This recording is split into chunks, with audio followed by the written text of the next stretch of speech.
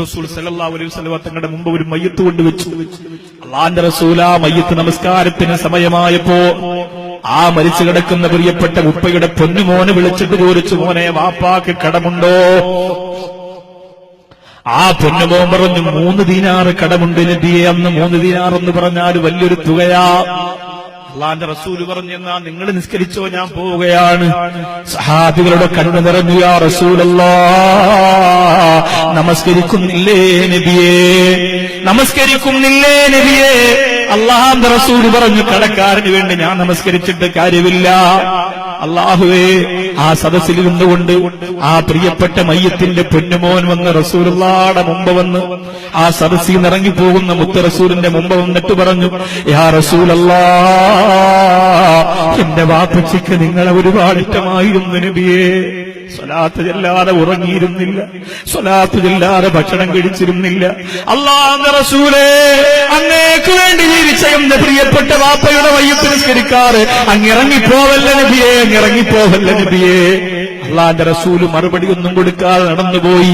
നിങ്ങളൊന്ന് ചിന്തിക്കണം, ആരംഭ റസൂല് അത്ര വെറുത്തിരുന്നതാണ് കടം.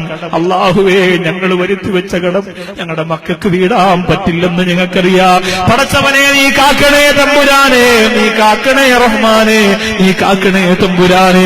ആ പ്രിയപ്പെട്ട മുത്ത് റസൂല് ആ മയ്യത്തിന്റെ മുമ്പിൽ നിന്ന് ഇറങ്ങിപ്പോകുന്ന കണ്ട് ബഹുമാനപ്പെട്ട അബൂ ഖത്താദ റളിയല്ലാഹു അൻഹു പുറകിലൂടെ ചെല്ലുകയാണ്.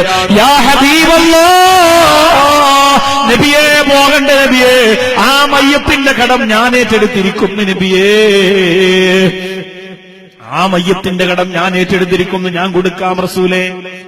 അല്ലാഹുവിന്റെ റസൂല് പറഞ്ഞു, ഉറപ്പാണോ അബൂ ഖത്താദ? കൊടുക്കാം നബിയെ, ഞാൻ കൊടുക്കാം. 3 ദീനാറല്ലേ ഉള്ളൂ, എന്റെ കയ്യിലുണ്ട് നബിയെ, ഞാൻ കൊടുത്തുകൊള്ളാം. അല്ലാഹുവിന്റെ റസൂല് തിരിച്ചു വന്ന് മയ്യത്ത് നമസ്കാരം നടത്തി.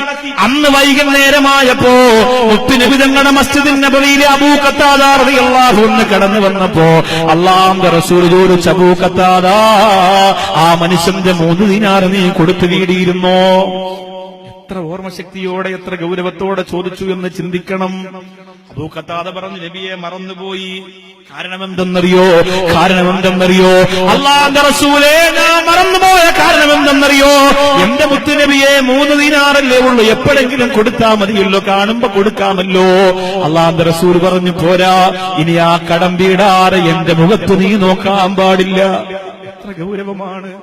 കല്യാണത്തിന് പൈസ മറിച്ച് വെറുതെ ലാവിശായിട്ട് അടിച്ചു പൊളിക്കുന്ന വടകരയിലെ, ഓർക്കാട്ടേരിയിലെ, ജാതിയേരിയിലെ, നാദാപുരത്തെ പുറമേരിയിലെ ചെറുപ്പക്കാരാ, എന്റെ പെങ്ങളെ, ഇല്ലാത്ത ആഗ്രഹവും ആവശ്യവും പറഞ്ഞ് വിദേശ രാജ്യത്തുള്ള ഭർത്താവിനെ കൊണ്ട് കടം വാങ്ങിപ്പിക്കുന്ന എന്റെ പ്രിയപ്പെട്ട പെങ്ങേ, അബൂ ഖത്താദ ഓടുകയാണ്. 3 ദീനാർ കൊണ്ട് ആർക്കാണോ ആ മയ്യത്തിന്റെ അവകാശി കൊടുക്കാനുള്ളത് അവർക്ക് കൊടുപ്പിട്ട റസൂലുള്ളാഹിയുടെ മുമ്പ് വന്നിട്ട് പറഞ്ഞു, യാ റസൂലല്ലാഹ്,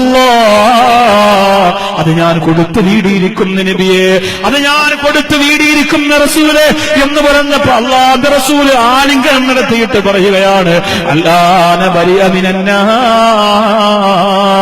ഇപ്പോഴാണ് ആ മനുഷ്യൻ ചെയ്ത അമൽ മുഴുവനും അല്ലാഹു സ്വീകരിച്ചത്. ഇപ്പോഴാണ് നരകത്തിന്റെ കനൽക്കട്ടകളെ ആ കബറിന്റെ 4 ഭാഗത്തിൽ നിന്ന് അല്ലാഹു മാറ്റിയത് എന്ന് പറഞ്ഞ് മുത്ത് റസൂല് പറഞ്ഞു. പോരെങ്കിലും